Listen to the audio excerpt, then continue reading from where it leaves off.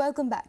The Durban Conference is a turning point in the climate change negotiations, as even though developing countries have won victories, these have come after much acrimony and fight. At Durban, the world has agreed to urgent action, but now it is critical that this action to reduce emissions must be based on equity.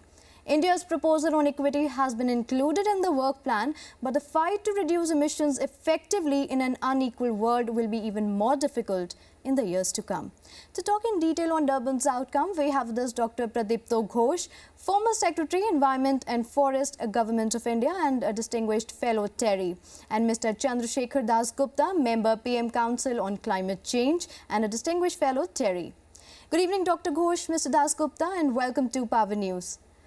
Dr. Ghosh, first of all, I'd like to ask you, how do you see the outcome of Durban Conference? Well, it's clear that the developed countries, in particular the EU and the US, want to move the climate change regime in a direction in which major developing economies like China and India, that they would like to see them have legally binding commitments to reduce greenhouse gas emissions at levels which would in fact seriously impact their growth, and that is the disturbing part. The outcomes of Durban Climate Change Conference are being projected in wholly different ways by the four principal players, the US, the European Union, developing countries like India and China. How much outcome can be useful for a country like India? The Durban Platform document, which emerged from the conference, is crafted with artful ambiguity. You can interpret it any way you choose. It's written in language which is so flexible, which is capable of so many interpretations, that every party can declare victory. But if you actually look at what emerged from Durban, it was very, very little. There is an agreement to work out over the next few years a new accord of some sort, legal agreement or other, which would come into effect after 2020. Now, the crying need of the hour is to do something now. What Durban has done is to basically postpone action for a decade, for an entire decade. Developed countries have committed themselves to hardly anything at all in Cancun. The need of the hour is for them to step up their actions, to enhance their mitigation actions, and they have simply managed to buy time to put this off for another decade. So it is tragic for all countries, particularly developing countries, but really it is quite tragic for the global community, for humankind as a whole. Dr. Ghosh, one major delivery of the conference is to set up a green climate fund to pay for mitigation and adaptation in vulnerable countries. But this fund is without any money, as the industrialized countries say that the recession means that they cannot pay. The big question is how and what innovative sources of financing could be found to pay for necessary transaction. Okay, let me actually respond to this question in several ways.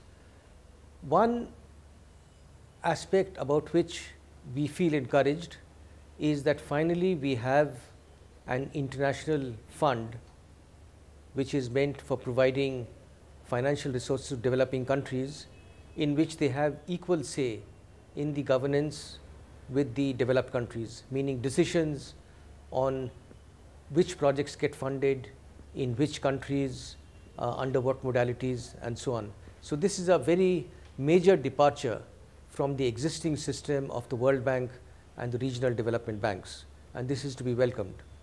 But what is problematic, of course, as you say, is that there are no funds. The next step has to be that instead that we have to move away from the system by which developed countries, they just make voluntary contributions, they make discretionary contributions, and we have to move to a system of assessed contributions by which countries would be legally obliged to contribute to the fund, depending on their, on measures of their historical responsibility and capability. One major achievement of Durban Conference could be creating a single legally binding agreement for all countries, which would remove the differentiation between the contributors to the problem of climate change and the rest. How do you see this move in an Indian context? A treaty that is binding for all countries does not necessarily mean that the commitments of the same countries are also symmetrical. For example, the Kyoto Protocol is binding for all parties that have signed on to it. But they have signed on to very different commitments. That sort of a legal treaty would be acceptable because it differentiates between those who are responsible for causing climate change and countries which are not responsible for causing the problem in the first place. But if, what the developed countries want is an agreement which will shift the burden from their shoulders onto the shoulders of developing countries, which would impose serious obstacles on the path of economic and social development in developing countries, serious obstacles in the path of poverty eradication. Obviously, such an agreement would be unacceptable to India. Dr. Ghosh, would the outcome involve actual GHG limitation or reduction in carbon intensities of national economies? And what would be the basis of identifying countries for different types of actions? Also tell us to what extent would these actions be legally binding and in what manner? If at all, would non-fulfillment be penalized? Well, all of these are issues for negotiations, and the way that the Durban outcome is structured, there is a very, very wide range of possibilities which can emerge from in respect of each of the dimensions that you mentioned. Now, all of these, of course, are issues which India would have to contest very, very strongly, and I think India should pay serious attention to these negotiations, and should ensure that it is able to counter the moves and the claims of the developed countries, because the intention is to force India and China into unequal treaties. That is the problem.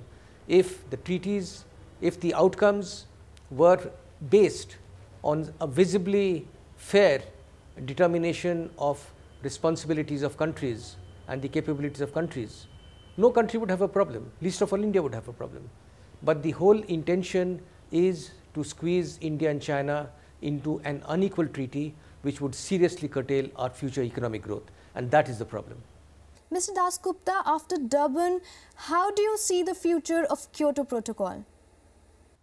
The Kyoto Protocol has been sentenced to a lingering death in Durban. It is not going to be terminated immediately, but clearly it will cease to operate after a few years, 6, 7 years. Canada has already reneged on its treaty commitments. It has walked out of it. A number of other developed countries have also indicated that they will not or may not stay on to respect their commitments for a second commitment period under the Kyoto Protocol. All this reflects the stance of the developed countries, that is to say, to shrug off, to renege on commitments which they had earlier taken to carry out mitigation actions on a scale that is commensurate with the seriousness of the threat of climate change today. Thanks, Dr. Ghosh and Mr. Chandrasekhar, for talking to us. It's time to take another short break. We'll be right back. Keep watching Power News.